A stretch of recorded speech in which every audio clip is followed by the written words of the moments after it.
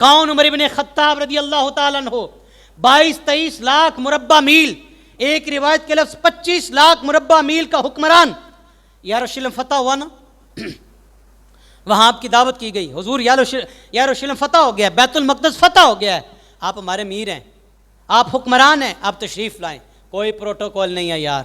آج مولویوں کے لباس نظر آتے ہیں، پیروں کی گاڑیاں نظر آتی ہیں، آج حکمرانوں کا شاہانہ پروٹوکول نظر نہیں آتا. آج یہ نظر نہیں آتا کہ عمر تو پھٹا پرانا لباس پہننے والے.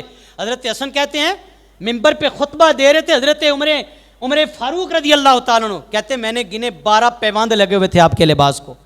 آج حکمرانوں کو وہ حکمران یاد نہیں ہے، آج ان کو وہ امیر یاد نہیں ہے. کیا پروٹوکول ہے؟ ایک غلام ہے، ایک امیر ہے اور ایک سواری ہے.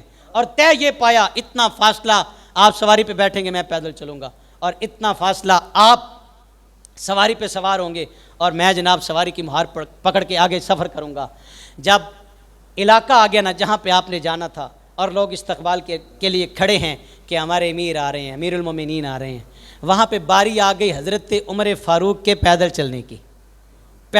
غلام نے کہا حضور میں اپنی باری آپ کو ہبہ کرتا ہوں، حضور میں بڑی خوشی کے ساتھ عرض کرتا ہوں آپ سواری پہ سوار ہوں. کہا پھر زمانہ عدل پہ انگلی اٹھائے گا، پھر زمانہ عمر کے انصاف پہ انگلیاں اٹھائے گا. کہا نہیں، غلام ہو تو اس میں تو ہے تو انسان نہ، میرے نبی کا غلام ہے، حضور کا کلمہ پڑھنے والا، یہ محبت ہے آج ہمارے سینوں میں.